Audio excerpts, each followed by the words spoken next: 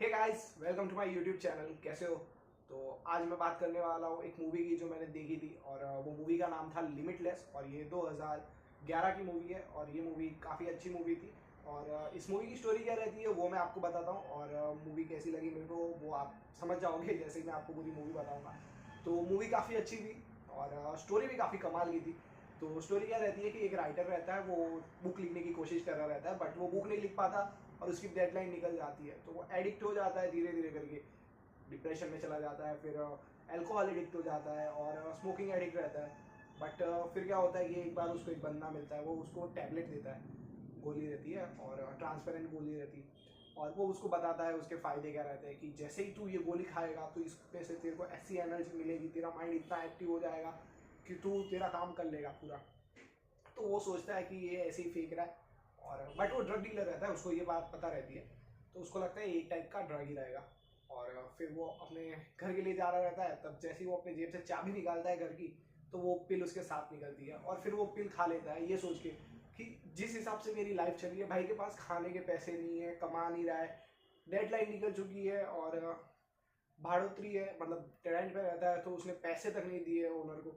तो उस हिसाब से वो सोचता है कि लाइफ इतनी बुरी चल रही है, गर्लफ्रेंड छोड़ के चली जाती है, तो इससे बुरा क्या ही हो जाएगा, तो वो टैबलेट ले लेता है और उसके बाद जो होता है वो सोच भी नहीं सकता था। और काफ़ी अच्छी तरीके से मतलब उन लोगों ने डिस्क्राइब किया है और शो किया है मूवी में कि कैसे बंदे की मतलब जो माइंड की पावर है वो कितनी ज़्यादा एक्टिव हो जाती है। और जो टैबलेट थी उसको एक ही टैबलेट दी रहती है और वो 24 घंटे के लिए रहती है, मतलब एक दिन के लिए तो रहती है, अब 24 घंटे एक्टिव रहता है कि नहीं वो नहीं पता। बट फिर जैसे वो टैबलेट लेता है उसके 30 सेकंड के बाद वो टैबलेट असर करना शुरू कर देती है और आप देखोगे कमाल की चीज़ें देखने को मिल जाएगी आपको। वो उसकी बुक, जो उसको बुक लिखनी रहती है, वो 3 घंटे में पूरी बुक खत्म कर लेता है। उसके घर की हालत तहस नहस हो ही रहती है, मतलब बंदा डिप्रेशन में रहता है, साफ सफाई तो कुछ करता ही नहीं है, गंदगी पूरे घर में रहती है, सब कुछ साफ कर देता है। मतलब उसके माइंड में हर एक स्टेप उसको पता रहता है कि नेक्स्ट स्टेप क्या ले करना है, नेक्स्ट टास्क कौन सा करना है। क्योंकि होता क्या है ना, वो पिल में ऐसी पावर रहती है कि अगर नॉर्मल इंसान रहता है तो वो अपनी पूरी लाइफ में सिर्फ 20% अपने माइंड को यूज कर सकता है,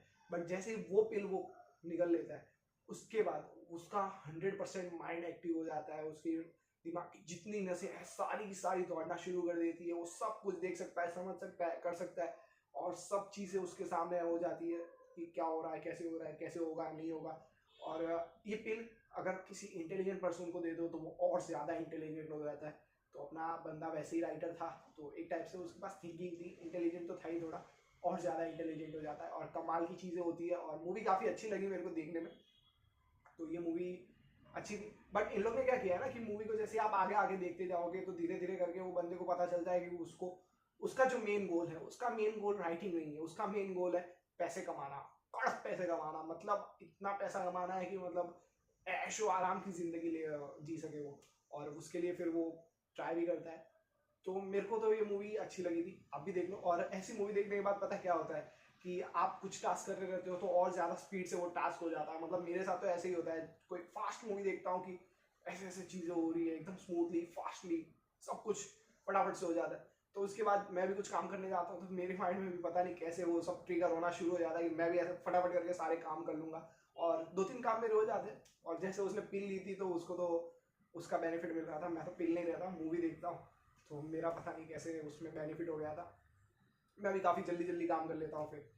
मेरा मतलब आधे घंटे के आसपास ये बूथ रहता है शायद वो मूवी का, वो उतर जाता है, उसके बाद वापस नॉर्मल काम जैसे करते हैं वैसे ही होते हैं। और मैं ये सोचना चाहता हूँ और पूछना भी चाहता हूँ कि जैसे उसने पी ली और उसके माइंड को 100% मतलब सारी नसें खुल गई और उसको पैसे कमाने की सूझी, तो अगर आप हो, आपको या मेरे को अगर वो पिल मिले और मैं अपने माइंड को 100% यूटिलाइज कर सकूँ, यूज़ कर सकूँ, तो किसके लिए यूज़ करेंगे हम? जैसे मैं हूँ तो मैं ये सोचता हूँ कि अगर मेरे माइंड को मैं 100% यूज़ कर पाऊँ तो मैं ज़्यादा से ज़्यादा लोगों को अवेयरनेस कैसे फैला सकते हैं, मतलब लर्निंग नॉलेज कैसे हो सकती है लोगों में ज़्यादा, उसके लिए ट्राई करूँगा जिससे कि कभी ज़्यादा वॉर्स हो ही ना। जैसे आज की कंडीशन हम देख सकते हैं तो हर कंट्री एक दूसरे पे वॉर चल रही है, मतलब एक नेशन दूसरे नेशन पे वॉर कर रहा है, रशिया यूक्रेन के साथ कर रहा था, अब ईरान इसराइल के साथ कर रहा है, अमेरिका अलग पंगे लेके बैठा है, पाकिस्तान इंडिया के साथ घुस रहा है, चाइना अलग से उसकी मस्ती में हाथ बटाता है, अमेरिका भी पाकिस्तान का हाथ बटा देता है, यूरोपियन यूनियन यूक्रेन का हाथ बटा रहा है। तो ऐसे में होता क्या है ना कि मतलब जो कंट्री के कुछ लोग रहते हैं जो टॉप प्रोफेशनल्स या जो पॉलिटिशियंस रहते हैं, उनकी खुजली के चक्कर में पूरे देश की बैंड बज जाती है। अब जैसे यूक्रेन रशिया की वॉर हो रही है तो वहाँ पे तो लोगों को ही पीसा जा रहा है ना, तो अगर ज़्यादा से ज़्यादा लोग एक्टिव हो तो वो खुद ही ना देंगे कि नहीं मेरी कंट्री वॉर में नहीं जाएगी। सेम दूसरी साइड में भी लोग ही रहते हैं, वो भी यही कहेंगे कि हमारी कंट्री वॉर में नहीं जाएगी। तो फिर ऐसे फालतू पॉलिटिशियंस का काम नहीं रहेगा और ना ही ऐसे कुछ चीज़ें होगी, क्योंकि कुछ ऑर्गेनाइजेशंस रहती है जैसे कि पाकिस्तान है तो वहाँ पे ISIS है और पता नहीं कैसी गंदी गंदी ऑर्गेनाइजेशंस है, तो वो ऐसे काम करती है वहाँ पे, और गवर्नमेंट बस उनके हाथ में हाथ लेके घूम रही रहती है और बैंड किसकी बचती है, पब्लिक की बचती है। सेम चाइना में है, वहाँ पे तो पूरी ऑटोक्रेसी हो चुकी है। और ऐसे ही हर कंट्री में अपना खुद का कुछ ना कुछ रहता है, बट अगर ज़्यादा से ज़्यादा लोग अवेयर हो सके तो मैं तो वही ट्राई करूँगा। तो फिर क्या होगा कि मेरा अगर माइंड 100% यूटिलाइज हो रहा है तो मैं वही चाहूँगा कि इसको मैं और ज़्यादा मल्टीप्लाई कर पाऊँ, और मल्टीप्लाई करने का मेरे को तो यही रास्ता लगता है कि ज़्यादा से ज़्यादा लोगों के माइंड खुलना शुरू कर दूँ, और जितने ज़्यादा लोगों के माइंड खुलेंगे उतनी ज़्यादा वो मतलब ग्रोथ होगी, कंपाउंडिंग होगी, और ज़्यादा लोग अवेयर होते जाएंगे, एक से दूसरा, दूसरे से तीसरा, ऐसे करके। तो मेरे को तो ये लगता है ऐसा होना चाहिए। आप बताओ आपको क्या लगता है, अगर वो पिल आपको मिल जाए और आप अपने माइंड का 100% यूज़ कर पाओगे तो आप किस चीज़ में मतलब क्या करोगे आप बताओ, मेरे को कमेंट्स में बता देना। और दूसरी चीज़ ये थी कि आज मैंने जैसे ही अपनी मूवी खत्म हो गई उसके बाद मैं ऐसे ही यूट्यूब पे टाइम पास के लिए वीडियोस ढूंढ रहा था, तो मेरे सामने एक वीडियो आई, और वो यूट्यूबर पुष्कर सिंह ठाकुर की वीडियो है, और उन्होंने एक वीडियो बनाई है जिसका टाइटल था God of trading, best trader in Japan, और उसके बाद जो थंबनेल था उनका काफ़ी अट्रैक्टिव थंबनेल था, और मैंने वीडियो देखी और वीडियो काफ़ी अच्छी है। और वीडियो में जिस ट्रेडर की बात कर रहे हैं वो ट्रेडर का नाम है KMG, ऐसा कुछ नाम था, मतलब नाम मेरे को अच्छे से याद है, टाकाशी कोटोगावा नाम है उनका, और वो 2005 में उन्होंने जो सॉलिड ट्रेड की थी उसकी वजह से उनका नाम काफ़ी ज़्यादा ग्रो हुआ था और काफ़ी अच्छी ट्रेड की थी, आप देखना। उसके बाद मैंने उनके बारे में सर्च किया था तो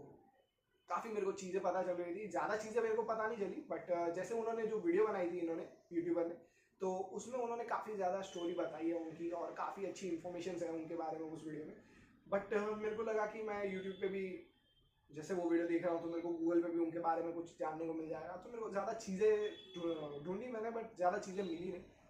जो वीडियो में देखा था उतनी चीज़ें या उससे थोड़ी कम ही चीज़ें मिली, तो मेरे को ये नहीं पता चल रहा उनको वीडियो के लिए इतना मतलब स्टोरी उनके पास कैसे आई, इतनी अच्छी स्टोरी है। और अगर किसी को और ज़्यादा जानना हो उनके बारे में तो वो कहाँ से ढूंढे। और मेन उनका मेरे को क्या अच्छा लगा कि वो ट्रेडर बंदा इतना सॉर्टेड बंदा था, वो अपने घर से ट्रेडिंग करता था, 8 साल तक उसने उसके घर से ट्रेडिंग की, और करता क्या था पता है, रामेन का मतलब जो वहाँ के नूडल्स रहते हैं उनको रामेन बोलते हैं, जापानीज ट्रेडर है तो रामेन बनाता था, खाता था और ट्रेडिंग करता था बस। उसको मतलब ऐसे था ही नहीं कि किसी को दिखाना है कि मेरे पास इतने सारे पैसे। 8 साल में उसने $154 मिलियन कमाए, और उसने कभी किसी को कुछ नहीं दिखाया, ना कभी लग्जरी गाड़ी खरीदी, ना कुछ शो शाइन किया, ना खुद को न्यूज़ या कहीं पे भी मतलब पब्लिश किया, नहीं, वो एकदम नॉर्मल सॉर्टेड बंदा कैसे रहते हैं एकदम वैसा था। और कमाल की बात पता है क्या है, उसके बाद उसने वो आज भी ट्रेडिंग कर रहा है, और अब उसने काफ़ी ज़्यादा मतलब अपने आप को एक्सपांड कर लिया, वो अब रियल इस्टेट में भी खेलता है और बिटकॉइंस में भी खेल रहा है, और मार्केट में तो उसने कमाल खेल चुका है, और उसने काफ़ी सारे इंडिकेटर्स हमको दिए हैं, और काफ़ी अच्छी अच्छी चीज़ें देखने को मिली थी वीडियो में। तो मेरे को तो और जानने की इच्छा हुई, बट ज़्यादा चीज़ें मिली नहीं अभी तक। एक बार ही सर्च किया था मैंने, हल्का फुल्का मैंने मतलब ट्राई किया स्क्रॉल करके गूगल पे, तो कुछ मिला नहीं। तो अगर आपको कुछ मिले तो मेरे को कमेंट्स में बता देना, या फिर कुछ लिंक हो किसी का, कोई आर्टिकल पब्लिश हो अच्छे से, उसमें डिटेल विटेल कुछ और हो, या फिर कोई बुक हो तो वो बता देना मेरे को। और बस आज इतना ही था मेरे पास, आज का दिन ऐसे ही पूरा हो गया। अभी कल देखते हैं, कल कोई और चीज़ें होगी तो उसके बारे में वीडियो बनाएंगे। तो आज की वीडियो खत्म करते हैं, बाय।